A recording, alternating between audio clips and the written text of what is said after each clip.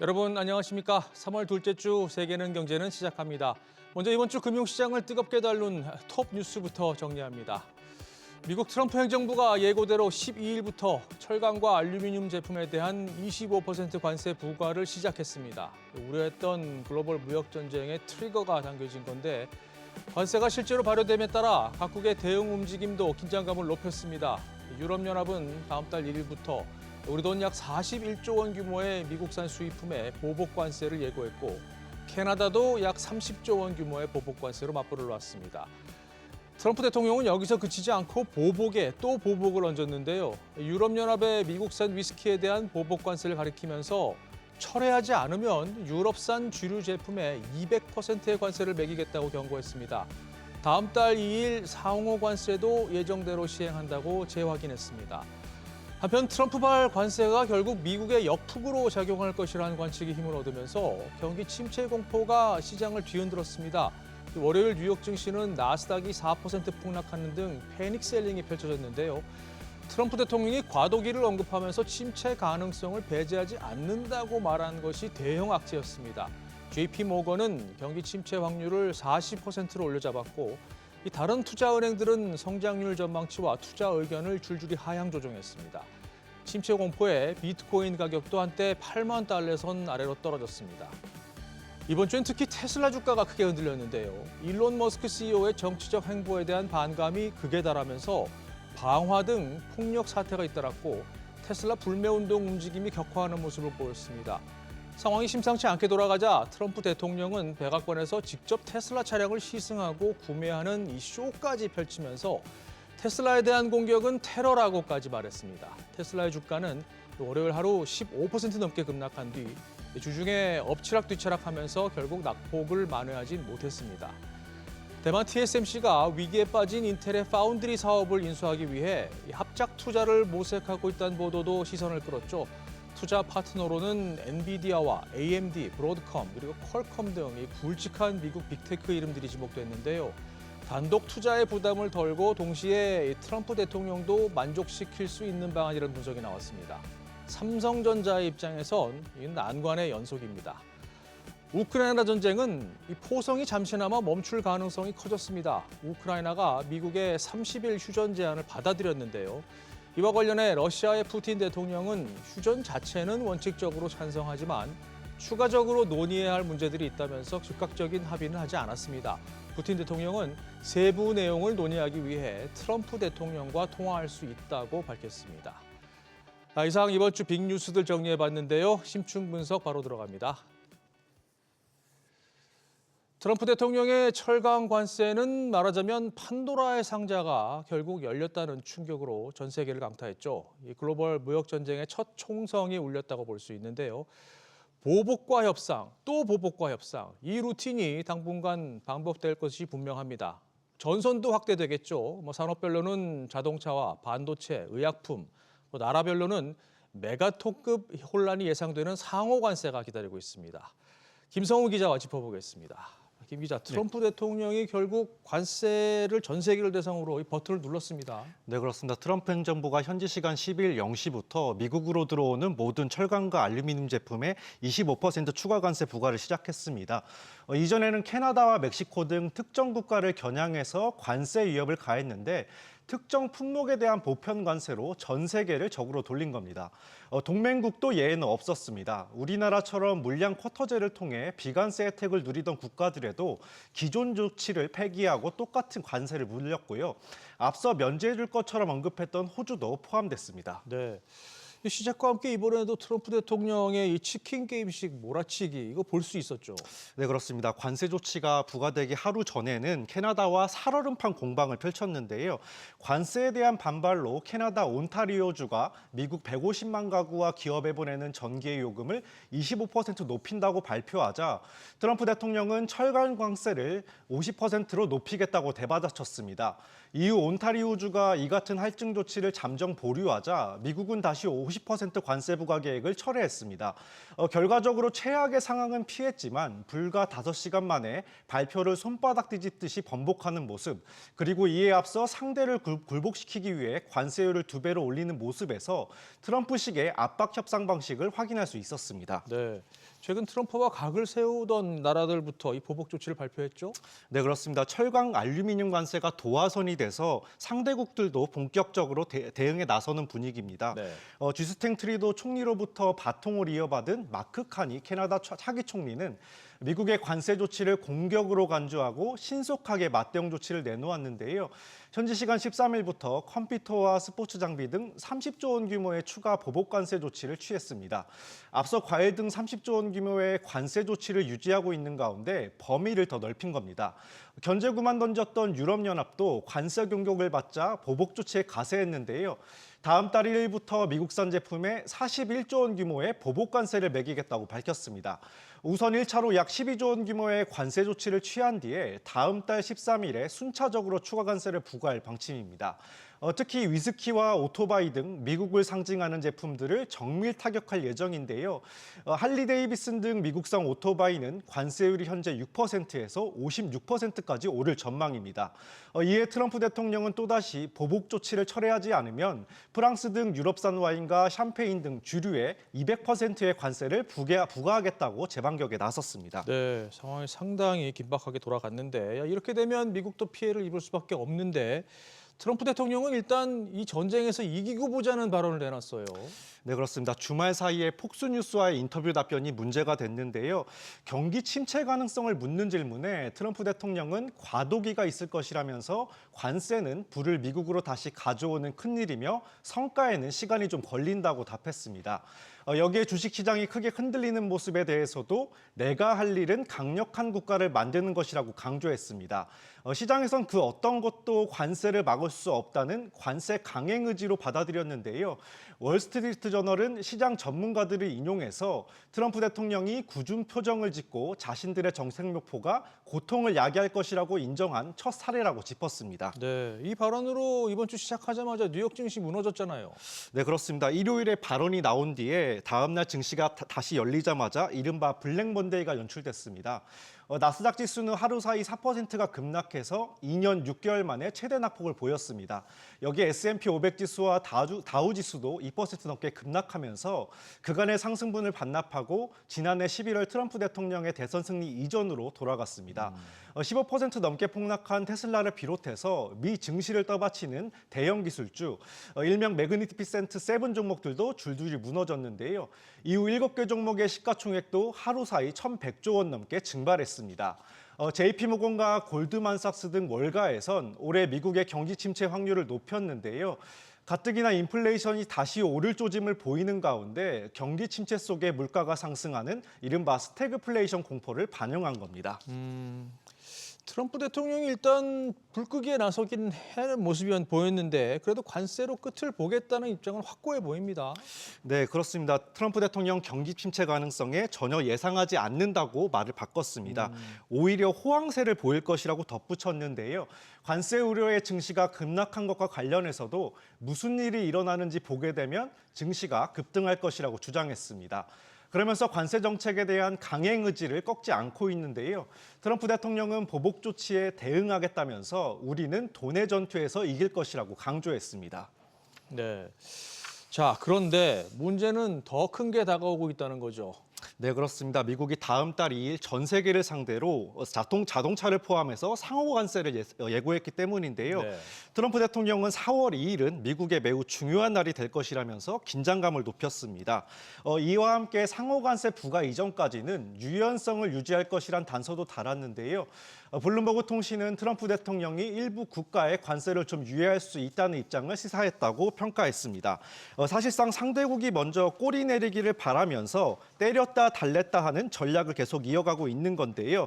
때문에 적어도 상호 관세가 구체화되기 전인 보름 남짓 동안에도 관세 공격이 어떤 식으로 전개될지 예측이 어려운 상황입니다. 관세 정책 취지를 이해한다는 데이비드 솔로몬 골드만삭스 CEO도 정체계화 시기성을 원한다고 지적했는데요. 이런 안개 속 흐름에 영국과 멕시코, 브라질 등은 관세 보복 조치에 나서기보다는 우선 협상에 기대를 걸고 있고요. 시진핑 국가주석과의 정상회담을 추진 중인 패권 경쟁국 중국도 마약 펜타닐 유입 문제 협력을 언급하면서 대화의 문을 열어놓은 상황입니다. 이런 가운데 관세 공격의 반작용으로 전 세계 소비자들의 미국산 제품 불매 운동이 확산되고 있고 미국 내에서도 관세에 부정적인 여론이 늘고 있는 점도 관세 전쟁의 또 다른 변수로 떠오르고 있습니다. 네, 한마디로 정신이 없네요. 자, 김성훈 기자 잘 들었습니다. 이번 주 관세 뉴스가 헤드라인을 독식하는 사이 글로벌 반도체 업계에서는 중요한 움직임이 포착됐습니다. 이 세계 최대 반도체 위탁 생산 기업인 TSMC의 인텔 사업 인수 가능성이 좀 더 구체적인 모습으로 보도됐는데요. TSMC가 인텔 파운드리를 품기 위해서 엔비디아와 AMD 같은 이 미국 패밀리스 기업들에게 합작 투자를 제안했다는 내용입니다. 성사된다면 삼성전자에게는 매우 아픈 소식이 되는데요. 임선우 캐스터와 자세히 짚어보겠습니다. 앞서도 TSMC가 인텔을 품느냐 마느냐 추측이 난무했었는데 이번에 나온 보도는 새로운 가능성을 얘기하고 있어요. 네, 로이터 통신이 복수의 소식통을 인용해 보도한 내용인데요. 네. TSMC가 미국 반도체 기업들에게 경영난에 빠진 인텔 파운드리 인수를 위한 공동 투자를 제기했습니다. 백악관이 압박에 나섰다는 소식이 알려진 가운데 부담을 나눠줄 일종의 동맹 모집에 나선 셈인데요. 엔비디아와 AMD, 브로드컴 그리고 퀄컴이 제의를 받았고 제안에는 TSMC가 인텔의 파운드리 부문을 운영하되 지분율은 50%를 넘기지 않을 것이라는 내용이 포함됐습니다. 앞서 트럼프 행정부가 TSMC에게 인텔 파운드리 지배 지분 인수를 요구했다는 보도가 나오기도 했었죠. 막대한 투자로 적자 늪에 빠진 인텔에 자금을 대고 운영 노하우도 전수하라는 뜻인데 미국 우선주의를 앞세운 트럼프 대통령의 강경한 스탠스가 반도체 업계 지각 변동까지 이어지고 있는 모습입니다. TSMC와 미국 기업들 간 투자 동맹이 가시화되고 있는 모습인데 TSMC가 이렇게까지 하는 이유는 뭔가요? 네, 인텔이 잠재적인 파운드리 경쟁사라는 점을 차치한다 하더라도 이 TSMC는 이미 투자 부담이 상당합니다. 향후 4년간 1,000억 달러, 우리 돈 145조 원을 들여서 미국 내 5개 파운드리를 추가로 건설하겠다 발표했는데 기존 투자금까지 더하면 총 240조 원에 달하는 만큼 투자를 분담할 연합군을 찾아 나선 구도로 보이고요. 모집 중인 파트너사가 모두 미국 반도체 기업이란 점에서 그 의도를 엿볼 수 있습니다. 언급되는 회사들과 공동 투자에 나선다면 미국 반도체 산업의 자존심인 인텔이 대만 기업에 넘어간다는 비판을 피할 수 있습니다. 또 인텔 파운드리 예비 고객사이기도 하기 때문에 발주 문제도 해결할 수 있고 합작사를 통해 TSMC의 단독 지배력을 낮추는 동시에 지분율을 50% 이하로 한다면 각국의 인수합병 허가를 보다 쉽게 받아낼 수 있다는 점도 매력적입니다. 무엇보다 현재 뜬구름 상태가 된 미국 정부의 반도체 보조금도 받아낼 수 있는 보증서 역할도 기대해 볼 수 있습니다. 그렇군요. 자, 합작 투자가 실제로 성사될 가능성은 얼마나 돼 보입니까? 네, 제안을 받은 각 기업들이 적극적인 태도를 보일지는 알 수 없습니다. 네. 백악관의 압박을 받는 TSMC야 마음이 급하다고는 하지만 각사는 당분간 돈 먹는 하마에 그칠 인텔 파운드리에 투자할 명분이 부족합니다. 실제로 AMD는 과거 파운드리를 보유했었지만 유지비 부담에 매각한 경험도 있고요. 인텔을 통으로 인수하는 방안을 검토했던 퀄컴은 아예 발을 뺀 것으로 전해집니다. 인텔 설계 부분에 관심을 보이던 브로드컴도 최근 태도가 애매한데요. 혹탄 CEO는 최근 실적 발표 당시 인공지능과 VM웨어로 너무 바빠서 인텔 설계 부문 인수에 관해 생각하지 않고 있다 언급하기도 했습니다. 그렇군요. 자, 이런 가운데 인텔이 이번 주에 새 CEO를 선임했습니다. 이 상황이 그렇다면 TSMC, 지금 얘기하고 있는 TSMC 합작 투자권과 연계했을 때는 어떻게 해석이 될 수 있을까요? 네, 선장을 잃고 표류하던 인텔이 새 CEO를 임명했는데요. 네. 이 케이던스 디자인 시스템즈를 이끌었던 베테랑 리프탄을 새 수장으로 앉혔습니다.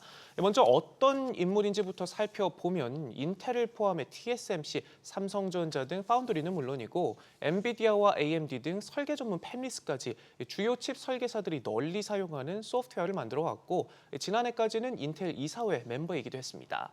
일각에선 전임 겔싱어 CEO는 인텔의 이른바 성골이기 때문에 사업 축소나 경쟁사 투자 유치 등에 부정적이었지만 탄 CEO는 태생이 외부인이라면서 트럼프 행정부가 TSMC에게 요구 중인 인텔 파운드리 지분 매입 등이 그대로 추진될 가능성이 높아 보인다는 분석도 나옵니다. 그렇군요. 삼성전자의 입장이 참 난감해지겠습니다. 네, TSMC가 인텔 파운드리 지분 인수에 성공한다면 파운드리 시장 점유율 확대에 어려움을 겪는 중인 삼성전자 더욱 어려운 상황에 처하게 될 것 같습니다.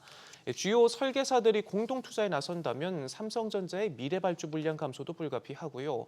가뜩이나 TSMC와의 시장 점유율 격차가 더 벌어진 삼성 입장에선 고민이 깊어지는 소식입니다. 네. 자, 현재 글로벌 파운드리 시장에서 삼성과 TSMC 격차는 얼마나 큰가요? 네, 삼성전자가 2위 자리를 지키고 있긴 하지만 TSMC가 압도적인 1위이기 때문에 사실 순위는 큰 의미가 없습니다. 지난해 4분기 TSMC와의 격차는 더욱 벌어졌는데요. 무려 60%포인트 가까이 차이가 납니다. 트렌드포스에 따르면 TSMC의 글로벌 시장 점유율은 67.1%로 전분기보다 2.4%포인트 상승했고요. 매출액도 전분기보다 14% 넘게 올랐습니다.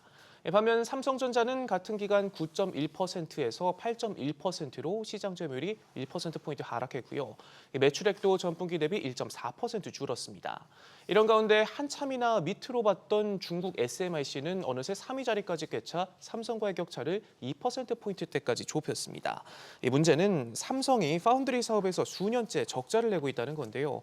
최근 사업 보고서에선 그간 공식적으로 언급을 피해온 파운드리 수율 문제도 처음으로 언급했는데 매년 수조 원의 적자를 내면서도 첨단 공정 개발, 체질 전환의 기회, 차세대 2나노 개발 집중 같이 구체적 대응책을 언급했다면 올해는 파운드리 시설 투자로 공급 능력을 키우기보다는 수율을 끌어올려 경쟁사와 기술 격차를 줄이는 일을 최우선 과제로 삼았습니다.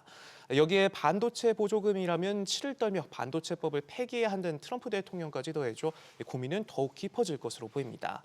받기로 한 7조 원 규모의 보조금도 어찌 될지 모르는 상황인데 최근 대만의 TSMC가 보조금 지원 없이 미국의 생산 투자 확대를 발표한 만큼 삼성전자를 포함해 우리 기업들도 이 전략을 다시 짜야 하는 것 아닌가 고심하는 모습입니다. 네, 알겠습니다. 자, 임선우 캐스터 잘 들었습니다.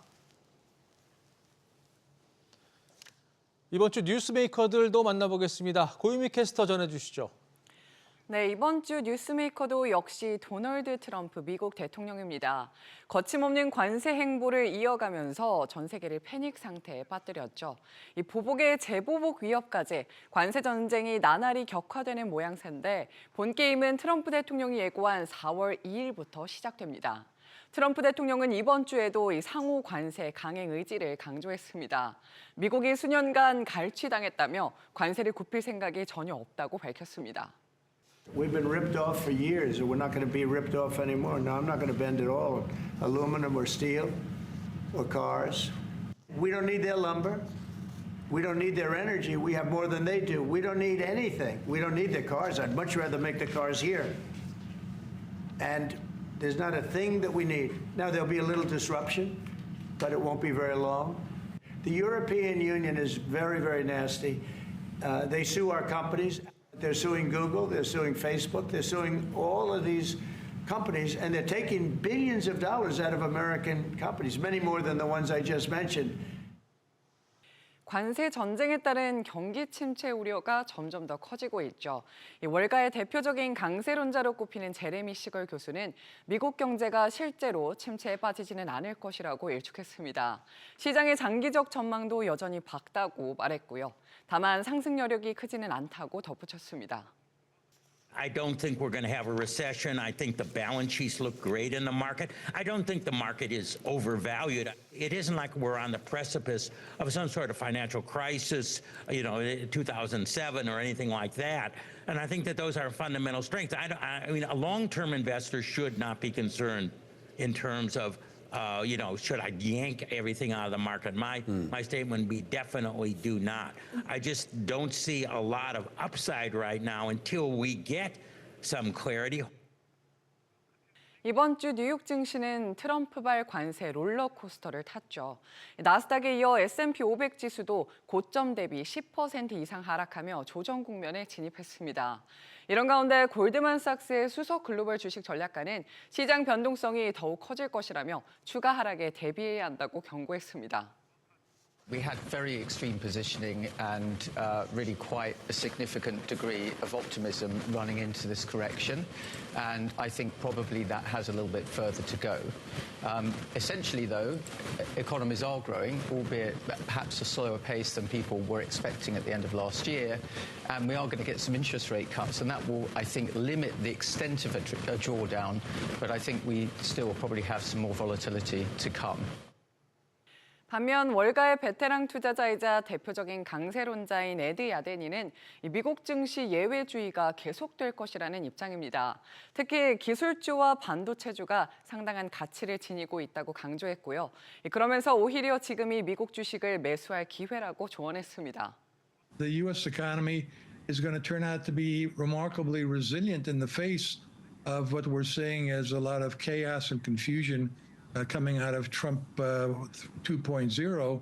But I think the economy handled the tightening of monetary policy in the U.S. remarkably well over the past 3 years, and I think that's going to continue to be the case. So I think there's tremendous value here in the Magnificent Seven and a lot of technology names, semiconductor names. I think those names are going to turn out to be good values. I think this is a buying opportunity and not a reason to panic out of U.S. stocks or to greatly change asset allocation away from the U.S.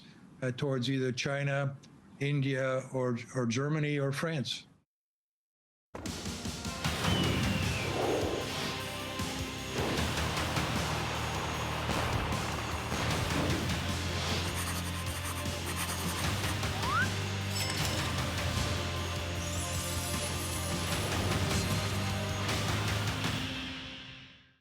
자, 계속해서 다음 주 주요 경제 일정 확인하시죠. 먼저 17일 월요일입니다. 엔비디아의 연례 개발자 컨퍼런스 GTC가 시작됩니다. 21일까지 진행되는데 가장 큰 관심은 역시 젠슨 황 CEO의 기조연설입니다. 미국 서부 시간 18일 10시, 우리 시간으로는 19일 2시에 시작되는데 올해 주제는 세상을 변화시키는 AI와 가속 컴퓨팅입니다. 이 주제에서 알 수 있듯이 인공지능과 점차 가시화되고 있는 양자 컴퓨팅, 그 흐름 속에서 엔비디아의 역할이 어떻게 제시될지에 시선이 쏠려 있습니다. 참고로 지난해 행사에선 기존 AI 칩보다 성능이 30배 향상된 블랙웰 B200을 공개하면서 큰 주목을 받았었죠. 특히 올해 행사에도 삼성전자와 SK하이닉스가 참여하기 때문에 이 부분도 관심이 높습니다. 지표는 지난달 미국의 소매 판매가 나옵니다. 미국 경제의 3분의 2를 차지하는 소비가 관세로 인한 경기 침체 우려를 얼마나 반영했을지가 관건인데요. 참고로 1월 소매 판매는 LA 산불과 한파 영향으로 전월 대비 0.9% 감소하면서 시장에 충격을 줬습니다. 소비자들의 자신감이 크게 꺾인 2월 수치는 어떻게 나올지 확인하시고요. 이 밖에 중국의 지난달 산업 생산과 소매 판매도 체크하셔야 합니다. 자, 화요일로 넘어갑니다. 미국 연방준비제도가 이틀간의 FOMC 회의를 시작합니다. 지난번 회의에서는 기준금리 유지 결정이 나왔었는데 이번 회의에서도 동결 전망이 우세합니다. 이 내용은 잠시 뒤에 더 자세히 짚어보겠습니다. 지표는 미국의 2월 주택 착공 건수와 건축 허가 건수, 그리고 수입 물가 지수가 나옵니다. 계속해서 수요일 일정 보시죠. 일본은행이 금융정책위원회 회의를 열고 기준금리를 결정합니다. 앞서 1월 회의에서 0.5%로 0.25%포인트 올렸죠. BOJ 부총재는 최근 이 회의 때마다 금리를 인상할 것 같지는 않다고 말했고 지표가 좋다고는 하지만 백투백 인상은 부담스러운 상황이라 이번엔 쉬어갈 것이라는 전망이 많습니다. 그런가 하면 유로존에서는 지난달 소비자 물가지수 확정치가 나오는데요. 앞서 나온 예비치는 시장 예상치를 웃돈 2.4%였습니다. 자, 목요일 일정 보시죠. 미 연준 FOMC 회의 결과가 우리 시간 새벽 3시에 발표됩니다. 앞서 전해드린 대로 기준금리는 현재 4.25%에서 4.5%로 동결될 가능성이 큽니다. 관전 포인트는 연준 위원들의 금리 전망을 담은 점도표와 경제 전망인데요. 이 앞서 올해 2회 금리 인하 전망에서 변화가 있을지, 또 트럼프 대통령의 관세로 인한 경제 불확실성은 어떻게 진단하고 있는지에 초점이 맞춰져 있습니다. 특히 금리 발표 30분 뒤에 예정된 이 제롬 파월 연준 의장의 기자회견 중요합니다. 영국 중앙은행도 이날 금리를 결정합니다. 지난번 회의에서 정책 금리를 4.5%로 내렸는데 이번에도 인하 가능성이 있습니다. 자, 그런가 하면 중국 인민은행도 이 사실상 기준금리 역할을 하는 대출 우대금리 LPR을 발표하는데요. 지난해 10월 1년물 LPR을 3.1%로 5년물 LPR은 3.6%로 내린 뒤 현재까지 유지하고 있는데 올해 양회에서 인민은행 총재가 적절한 시기에 금리와 지급준 비율을 인하할 여지가 있다고 말했기 때문에 이번 결정에 관심이 높습니다. 미국과 영국, 중국까지 금리의 날입니다.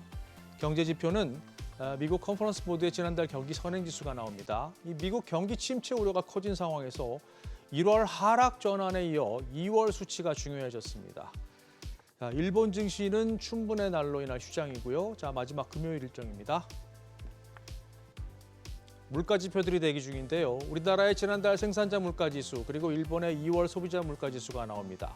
특히 우리나라의 생산자 물가는 앞서 1월 원달러 환율과 국제유가 상승 영향으로 석 달 연속 그리고 17개월 만에 가장 큰 폭으로 뛰었는데 흐름 체크하시기 바랍니다. 이상 다음 주 주요 경제 일정 짚어봤습니다.